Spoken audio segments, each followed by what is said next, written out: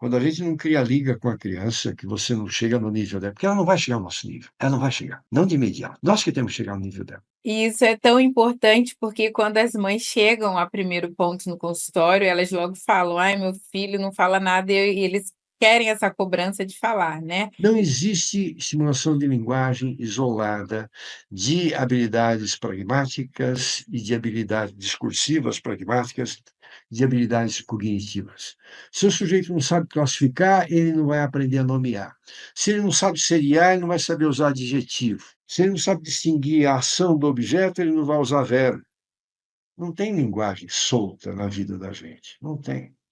E a estimulação de linguagem, quando a gente pega essas crianças, muitas vezes não se leva em consideração que etapa a criança está. Às vezes a criança não tem habilidades pragmáticas e uma criança mal interage, não tem condição de manter uma É, interação, não tem interesse pela fala do outro, não tem comportamento imitativo, é, não produz sons, e a gente já começa a impor uma situação que a criança tem que sair falando. Nós estamos tão é. distantes da capacidade real dessa criança. Resultado de uma intervenção desse tipo, zero. Pelo contrário, se ela continuar querendo nos ver, vai ser um milagre já, É. porque é um tipo da interação que leva inclusive, ao afastamento dos interlocutores. Quando a gente não cria liga com a criança, que você não chega no nível dela, porque ela não vai chegar ao nosso nível, ela não vai chegar, não de imediato. Nós que temos que chegar no nível dela. E isso é tão importante porque quando as mães chegam a primeiro ponto no consultório, elas logo falam: ai, meu filho não fala nada, e eles querem essa cobrança de falar, né?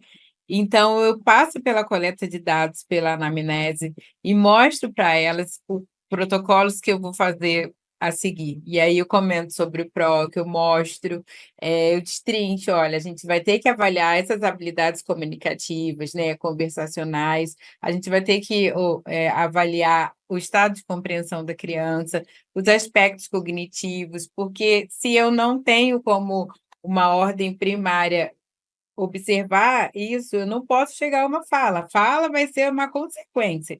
Então, depois que eu mostro para elas o que realmente a gente vai fazer no decorrer da avaliação, aí elas ficam: nossa, mas isso tudo tem que fazer? Eu falei: uma criança quando nasce, ela passa por todo esse desenvolvimento. Tem os marcos do desenvolvimento da linguagem. E eu preciso avaliar para depois eu pensar numa fala. Então, a fala é algo consequência, não vai ser o que eu vou avaliar nesse momento, porque eles são muito pequenininhos, eles têm de 1 ano a 4 anos de idade. Então, e elas também, né, Jaime, elas não têm obrigação de saber sobre isso. Então, eu sento e explico, Exato. porque a mãe chega, eu quero que fale, né? Sabe? Então, a gente tem que explicar, pegando um protocolo, isso toda uma referência, e a mãe vai ficar feliz porque ela vai ter uma segurança no nosso trabalho. É verdade. E viu, gente, é importante, quando vocês avaliam uma criança pequena, que os pais estejam juntos. É muito importante. Porque às vezes a criança não interage tranquilamente com a gente, mas ela pode interagir com os pais. O PROC ele cria uma situação muito livre de observação. Na verdade, é um protocolo semi-estruturado. O que que é semi-estruturado? Nós temos objetivos. O material que a gente oferece é um material pensado, não é qualquer material. É um material que pode provocar determinados comportamentos que a gente quer observar. Vai ter uma conduta simbólica ou não, por exemplo, é outra história, mas nós demos um material que elicia condutas simbólicas, como miniaturas, bonecos, ele elicia. Se a criança não tem capacidade simbólica, ela não vai agir simbolicamente com esses objetos. Os objetos não são simbólicos em si. Quem atribui valor simbólico a eles somos nós. Somos Exatamente. nós que vemos de uma determinada maneira aquele estímulo. É Não, importante que os pode. pais estejam juntos, que vocês documentem, filmem e que depois vocês possam até selecionar trechos do vídeo para mostrar qual foi a reação, como que a criança está, o que que eles acham daquilo, se houve comunicação, não houve comunicação, para você dizer, está vendo, a criança ainda não é verbal, aí nós vamos ter várias etapas de desenvolvimento, qual vai ser o foco num primeiro momento, como é que se dá o desenvolvimento, primeiro habilidades pragmáticas, depois semânticas, depois de fala, desde que a criança aprenda a vocalizar, aprenda a variar a produção vocal. Porque, gente, se a criança não aprende a variar a produção vocal, né, Beth, como é que vai desenvolver Exatamente. fala?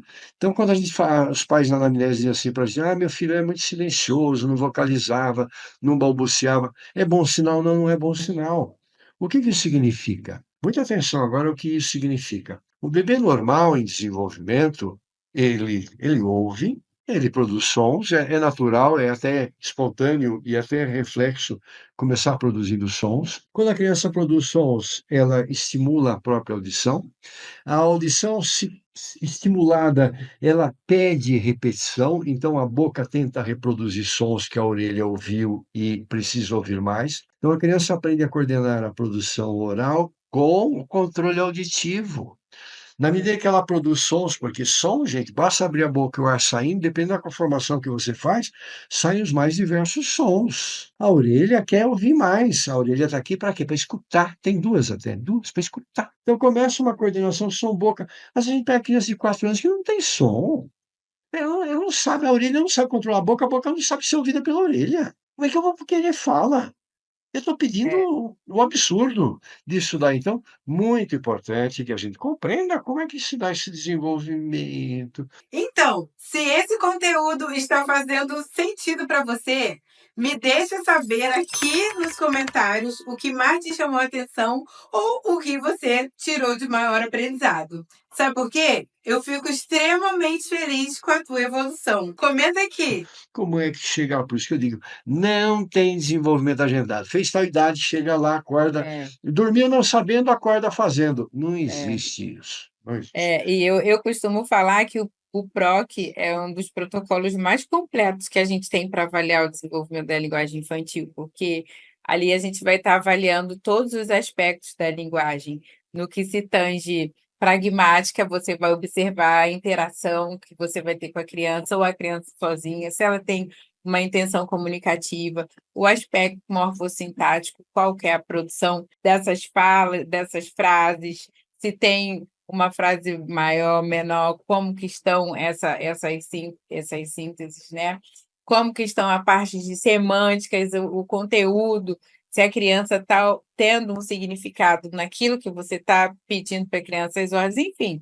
Então, a gente está trabalhando com quase todos os aspectos. Um dos que a gente não trabalha no momento seria o aspecto fonológico, mas mesmo assim no decorrer da avaliação, você começa a perceber se tem as trocas, se não tem, qual foi algo que você observou. Você faz uma gravação, se tiver uma condição de você gravar, ao término você vai e vai preencher o protocolo. Porque eu também não consigo já me pensar assim, eu vou avaliar ela isoladamente, sabe? Porque se a gente está trabalhando em cima do desenvolvimento da linguagem, a gente sabe que esses aspectos eles se desenvolvem paralelamente, né, em unidade. Então, eu fico muito triste quando eu percebo, hoje eu vou avaliar uma coisa, amanhã eu vou avaliar outra coisa, amanhã eu vou avaliar outra coisa, e vai ser uma metodologia X, Y, Z.